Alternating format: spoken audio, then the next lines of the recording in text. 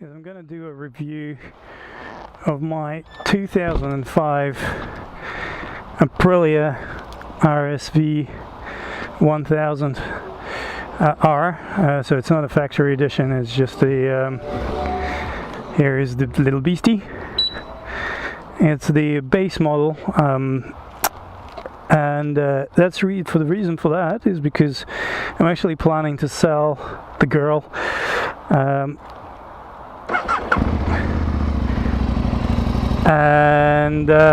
And there's a lot of people who've been expressing interest in the bike, who are based quite far away from me, and have been asking questions about the bike, which I think is going to be easier if I just answer by putting a video on the YouTube and refer to it. So this is the bike. I hope my camera is pointing where I'm looking. Like I said, a 2005 model, which means it has Brembo brakes, and that's about it. Circa suspension. It does not have Öhlins steering damper or Öhlins suspension or Oz forged wheel. I've actually put the Bridgestone RS10s tires in it, that barely just scrubbed in. It has a baffled Aprilia cans. I have the unbaffled at home, however I would not recommend to use them in urban environment, they're bloody loud. So as far as I know, the Oz forged wheels save about 4 kilos on the weight of this bike, but they cost about, I don't know, 500 quid each or something like that. Oops. Now it'd be good to put this side stand up.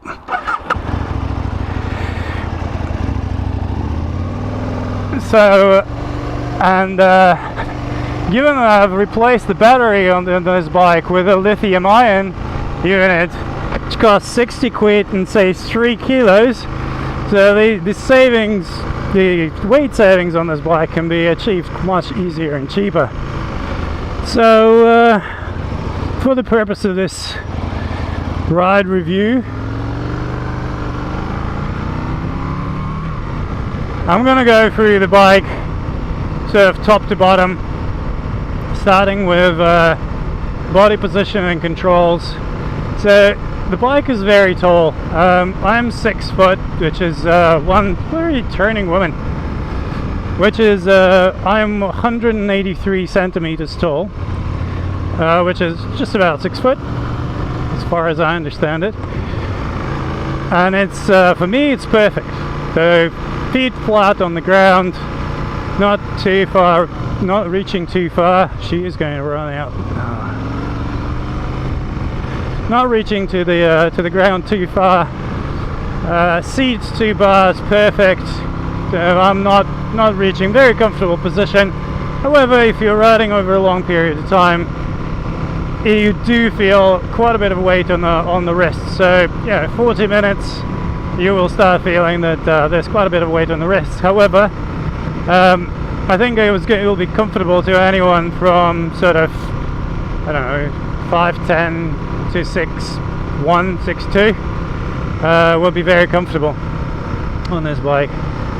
Yeah.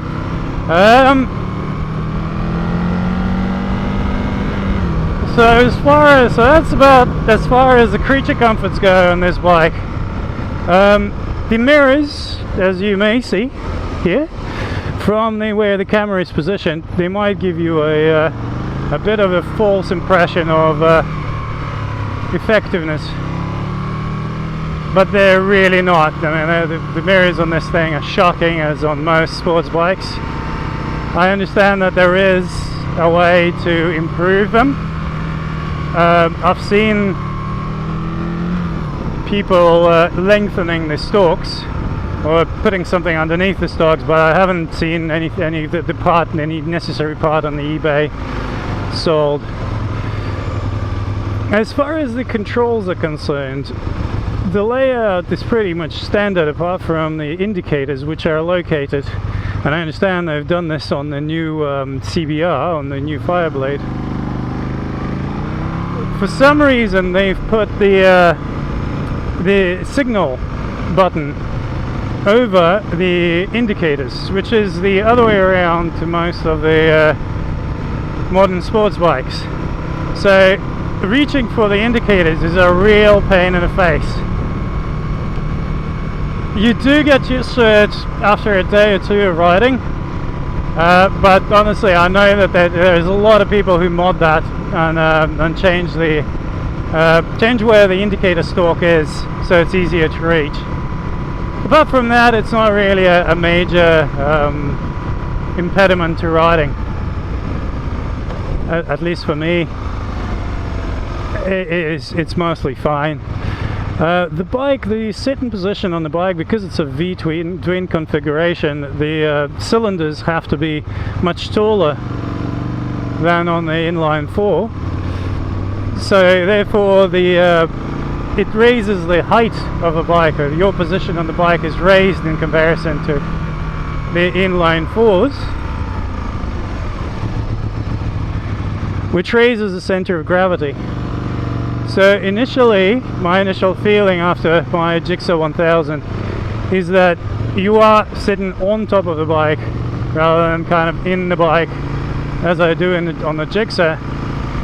However, that actually, I'm pretty sure it helps with the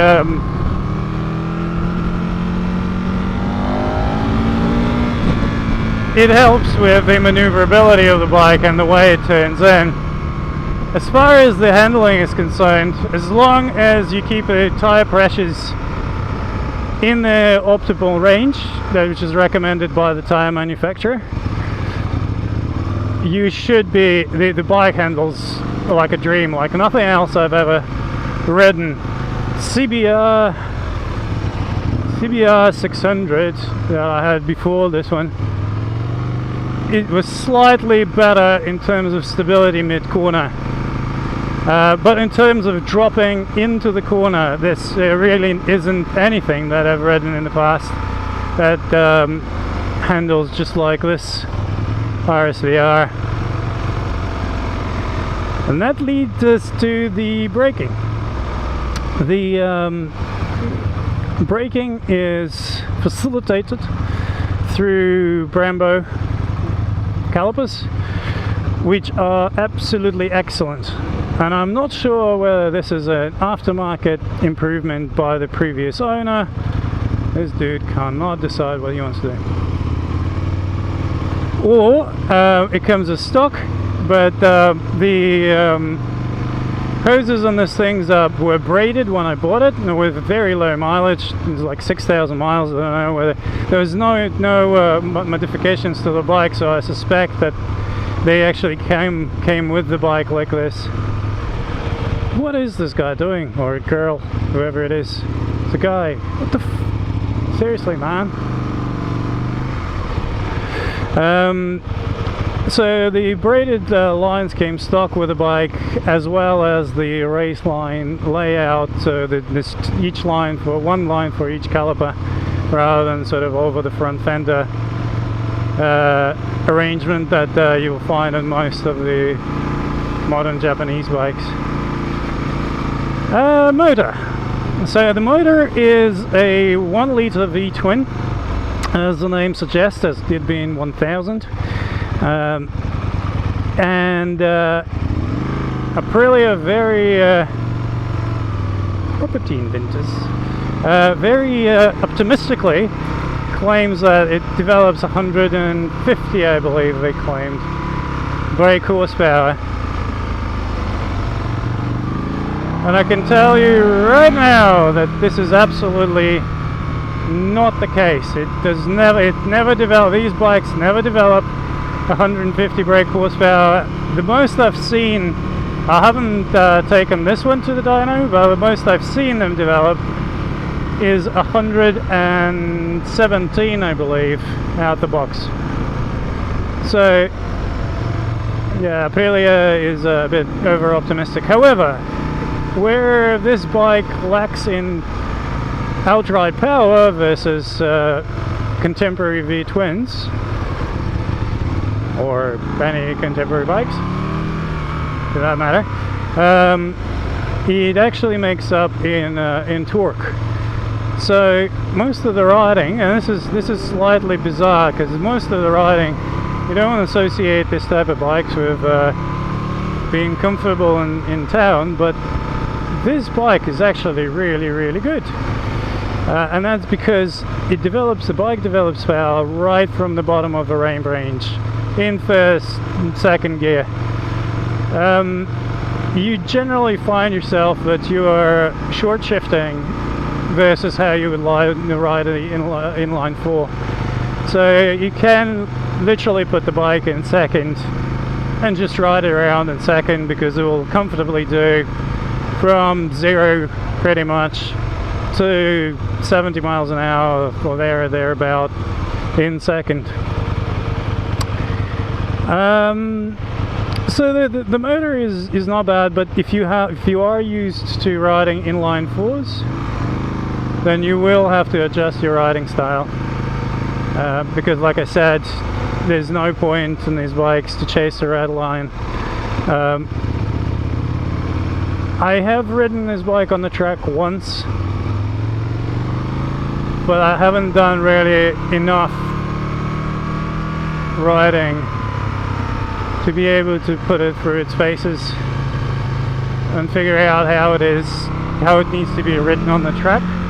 So I'm not going to go down that way, that road. Just stick to the roads. So that's the front brake. Brembo, the rear caliper is also Brembo. However, these Aprilias do have a tendency to develop a fault with a rear brake master cylinder, and it's due to the position of the master cylinder, because it's positioned horizontally, and it's also positioned right on the right underneath your brake pedal on the side of the engine. So it's pretty warm down there, and also it is horizontal, so it tends to need quite a bit of bleeding, quite a bit more bleeding than your normal rear brake master cylinder would. Otherwise the brake is very effective, it's really good. The noise that this thing makes with the baffled cans, with Aprilia stock baffled cans, is pretty mediocre. It's okay, it's nice, it's kind of nice, V-twin-ish. However, you might want to go for the unbaffled cans, in which case you will get an antisocial behaviour order, or in the UK known as ASBO, because they're bloody loud. It's like hearing a Spitfire. You go listen to a Spitfire going down the road. There's all sorts of noises popping and crackling that the thing does when it rides without a baffle. What else? I've done no mods to this bike. I know people improve fueling through fuel injection modules, etc. I kept the bike stock, apart from the RNG protection. So I've got the lower and upper sliders. Costs a bloody fortune to put them on, but you kind of, if you skimp on the sliders, you will eventually pay in cost of new fairings. Yes, Mr. I was indicating. The tank on this bike is plastic, so I have installed I put carbon fiber tank sliders on it just in case. I think there's just a couple of things left, really. One is the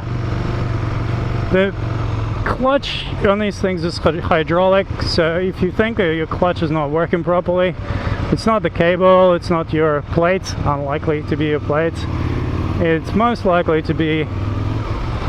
What the fuck are you doing? What a moron. So it's not a It's not the plates, it's not the cable, it's probably just, you know, the clutch needs bleeding, which was the case on this bike. It's all sorted now, clutch gearbox works perfectly. So, that's about it really. So it's a lovely little bike. If you like the twins, you'll get on with it famously.